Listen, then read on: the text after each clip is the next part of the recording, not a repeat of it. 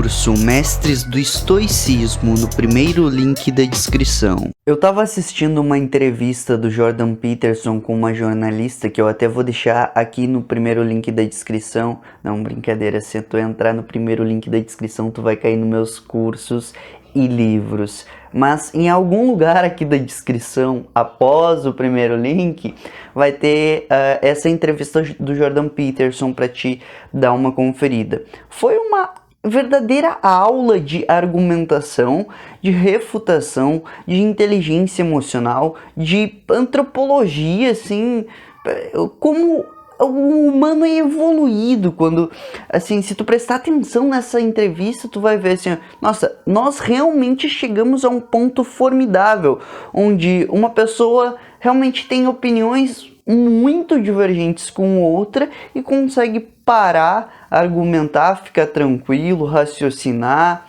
enfim. O Jordan Peterson estava dando uma entrevista que a entrevistadora levou para o lado combativo. A entrevistadora era uma militante feminista, né? Dessas pessoas muito agradáveis de se conviver. E ela levou não para o lado da entrevista, mas para o lado do debate. E aí ela fez algumas questões ao Peterson, como por exemplo... Como assim, mano, que tu não vai falar linguagem neutra? Porque o Canadá é completamente poluído pelo grupo progressista e simplesmente eles decidiram, não, a gente vai tornar algo legislativo, a gente vai colocar na lei. Se tu não falar em linguagem neutra, tu vai sofrer as consequências. E o Jordan Peterson bravamente lutou contra essa imposição contra a liberdade de expressão e disse, olha, não vou ceder o território da linguagem para o governo. Como assim que vocês não estão vendo que tudo que a literatura já nos ensinou, explicou, está acontecendo aqui e o governo quer mandar em todo mundo? Literalmente o Estado está fazendo leis para mandar na linguagem de todo mundo. Exatamente como George Orwell mencionou no livro 1984. Claro, essa não foi o argumento do Peterson, tá? Eu tô dizendo isso. Só que, claro, evidentemente deve ter sido o que ele pensou. Só que a resposta dele foi o seguinte: eu não vou ceder a linguagem, o território da linguagem para o governo. O governo não pode, não tem essa autoridade nunca. Assim, como que um governo vai mandar na linguagem de um povo? Não faz o menor sentido. E aí, a jornalista simplesmente olha para o Peterson e diz... Como assim? Então tu tá dizendo que tu tá disposto a ser ofensivo? E ele diz, óbvio que sim. Qualquer pessoa que tá buscando a verdade tem que estar disposto a ser ofensivo e ser ofendido também. Por quê? Porque tu tá em busca da verdade. Muitas vezes... tu vai ouvir coisas que vão doente, que tu vai pensar, puta, ai, mano, isso me machucou. Mas se for a verdade, tá tudo certo. É só realinhar o caminho e prosseguir na tua vida.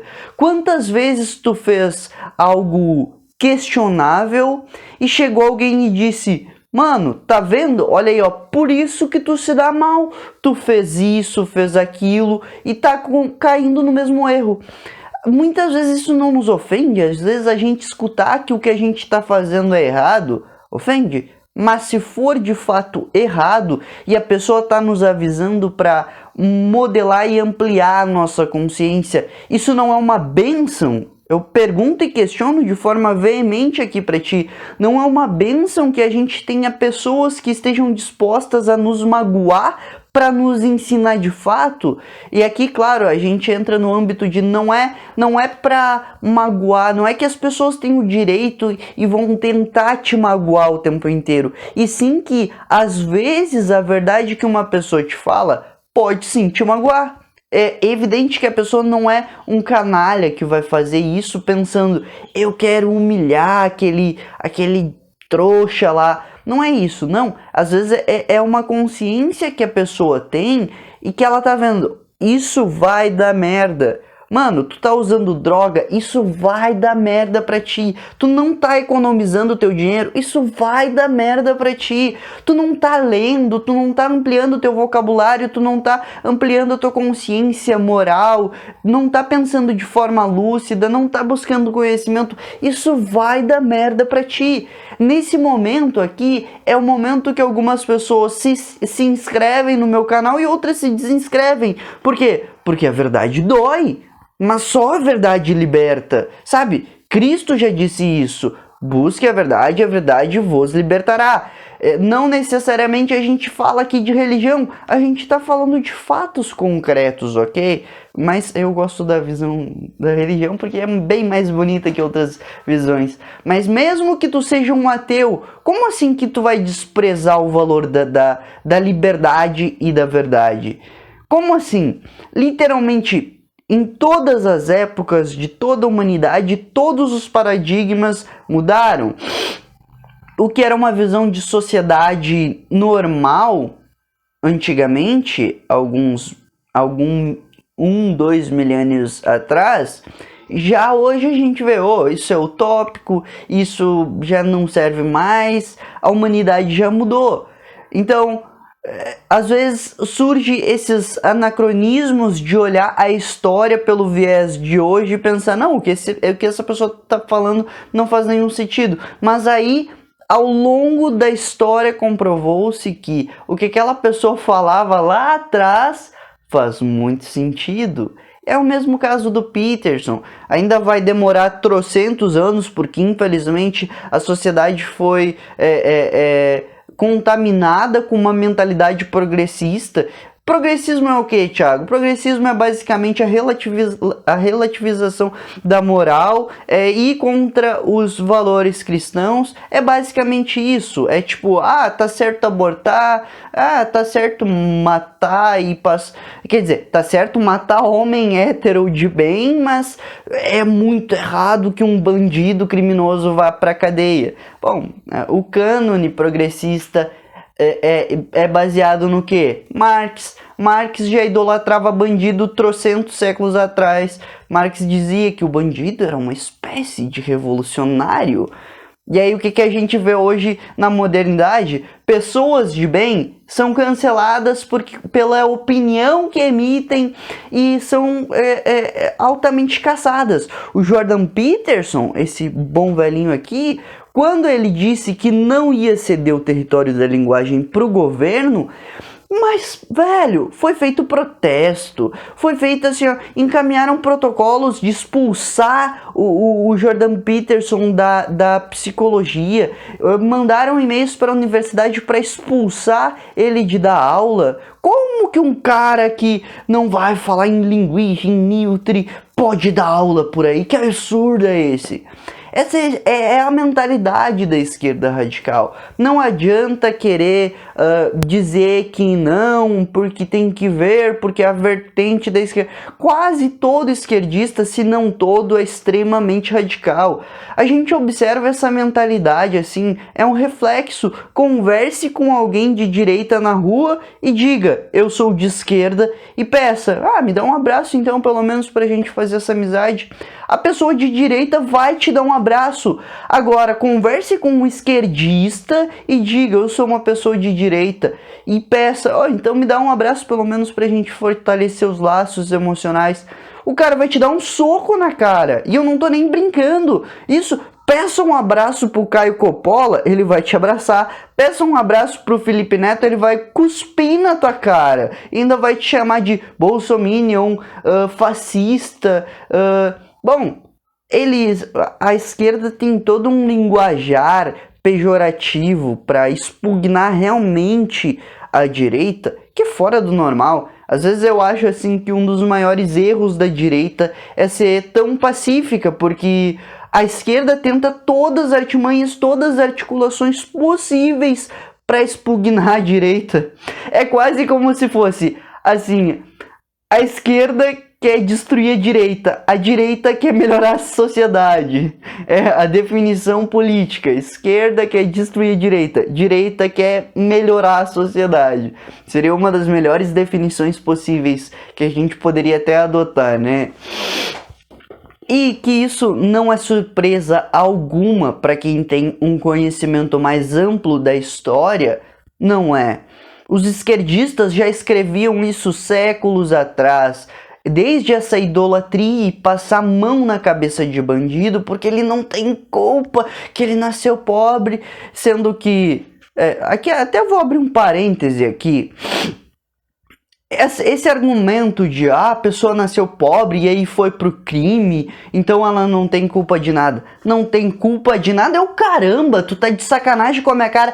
Eu cresci vendo pessoas pobres, extremamente honestas, pessoas sem condições quaisquer na vida, sendo extremamente honestas. E eu tenho que olhar para uma corja de vagabundo, extremamente ladrão, cheio de oportunidade na política, e tu quer me dizer que o bandido que vai pro crime é porque tá sem opções nenhuma? Tu tá dizendo que no Planalto Central, lá em Brasília, não há possibilidades de melhora, não há oportunidades de melhora, por isso que os coitadinhos dos políticos roubam? Tu tá de sacanagem? Tu não tá olhando pra realidade, seu energúmeno? Às vezes fica difícil manter a calma quando eu vejo um esquerdista falando uma coisa que é uma obviedade da índole. É de como a criança foi criada, é de como estimular. Claro, não vou colocar as culpas efetivamente nos pais, porque isso seria muita injustiça. Há filhos que simplesmente saem muito diferente de seus pais.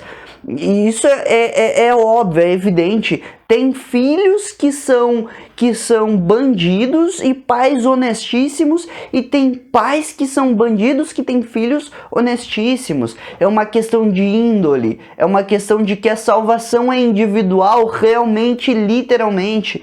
Então, muitas vezes, o pai é um cara muito honesto, e aí o filho ouviu na rua algo que é bonitinho se rebelar contra policiais, é bonitinho chamar policiais de porcos, e aí começa-se toda uma sessão para introjetar uma mentalidade criminosa e revolucionária em um bandido.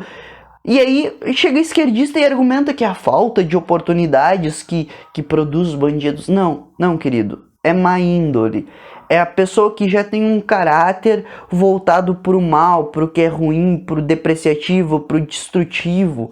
E pessoa que resolve ativamente utilizar essa energia por o mal, porque ainda uma pessoa que seja extremamente negativa, melancólica, pode ir para o caminho da literatura. A gente tem exemplos como Nietzsche, que era uma pessoa extremamente desconsolada com a vida, ou Schopenhauer, que era uma pessoa extremamente triste também, que foram para o caminho da literatura, que nunca roubaram um centavo de ninguém e produziram trabalhos maravilhosos sobre a ótica da desilusão, do que é ruim, do que não é moral, etc, etc, etc. Então, não venha com essa desculpinha fajuta de falta de oportunidades, porque onde mais tem oportunidades também está sendo no nosso país em específico, onde mais tem ladroagem. Isso tudo faz parte, no final das contas, do cânone esquerdista, como eu estou comentando. Então não é uma luta assim meio que justa colocar a culpa de o pobre que rouba é culpa da falta de oportunidade. Não, é má índole, má educação. O sistema educacional brasileiro deve ser um dos piores do mundo no ranking universal. As coisas não acontecem por acaso. Algumas coisas acontecem por acaso, mas o direcionamento de uma sociedade não é por acaso. É fruto da seriedade com que se encara a educação dessa sociedade. Quando eu vejo, por exemplo, o brasileiro dizendo: ai, que horrível foi que a Alemanha fez 7-1 no Brasil, eu fico pensando: caralho, velho, tu tá de sacanagem?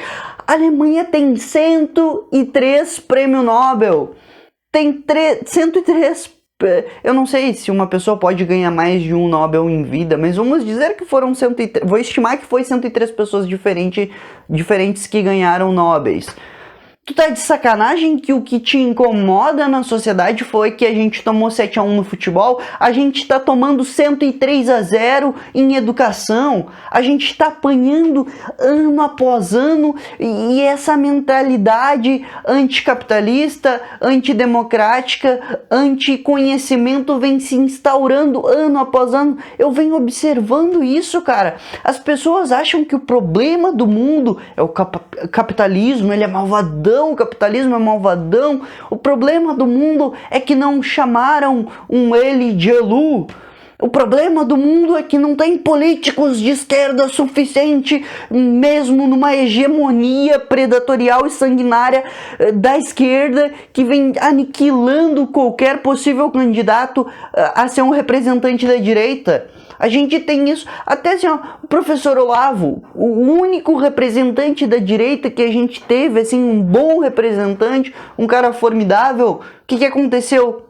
Simplesmente a classe política, não sei se é a classe política, mas a classe jornalística e a classe universitária tentou expugnar o cara de todas as formas possíveis. Todo tipo de fake news envolvendo o nome do professor Olavo surgiu, todo tipo de desqualificação. Por exemplo, eu já vi questões assim na universidade, isso filmado, retratado, assim, evidenciado, ok? A mulher, tipo, dá um argumento, porque o professor Olavo disse isso. E o cara, o professor universitário, quem diz isso? E a mulher, o professor Olavo. E o professor Olavo, eu não preciso te responder. Tu tem noção de o que é isso, cara? Um homem que dedicou sua vida inteira para um trabalho intelectual honesto e sério, em busca da verdade, ter que ouvir de um professor universitário que simplesmente porque o argumento veio do Olavo, ele não é válido? Porque o Olavo não é de esquerda, seu argumento não é válido? Tu tem noção do que é isso? A gente tá perdendo.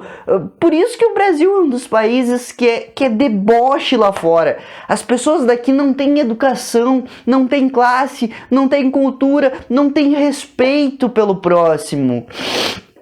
Bom, busquem a verdade e a verdade vos libertará. E a verdade, meus queridos, não tem absolutamente nada a ver com títulos, graduações, doutorados, formações acadêmicas, grades curriculares.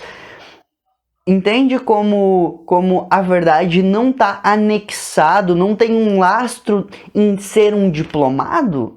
É isso que eu quero que fique de exemplo para ti, tá? Por exemplo, Platão adivinhou 2.200, 300, 400 anos atrás, mais ou menos, quais seriam os dilemas morais dos próximos 2.000 anos.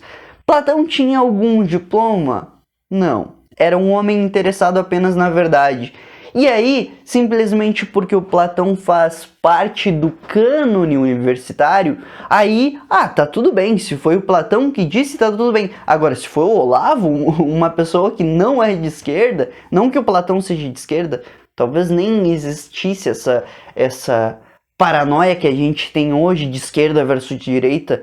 Infelizmente eu tenho que me colocar em situação de combater o debate mais podre, mais chulo que tem, que é o debate esquerda versus direita. Para mim não era nem para existir essa questão. É verdade versus mentira, é apenas isso. Trata-se de apenas uma grande ilusão. Só que infelizmente eu tenho que ficar tratando desses assuntos mais chulos, mais banais, simplesmente porque um bando de equivocado com um terninho e gravata se diz o suprassumo da inteligência, o suprassumo da evolução cultural e simplesmente é tudo baseado no que Marx disse. E aí tem que estar eu nesse discurso fétido, moralmente putrefato, que é esquerda versus direita. Isso já era para ter acabado Cara, a partir do advento que surgiu os experimentos soviéticos, acabou, não tem como existir mais esquerda, velho. Tu tá de sacanagem com a minha cara. Depois do morticínio em massa, do genocídio em massa que a esquerda cometeu, tu vem comentar que a esquerda é bondosa? Depois de toda a perseguição a homossexuais, de toda a perseguição que a esquerda fez a literalmente qualquer grupo, tu vem argumentar que a esquerda é paz e amor? Bom, busquem a verdade. E a verdade vos libertará, vocês vão entender plenamente do que eu tô falando.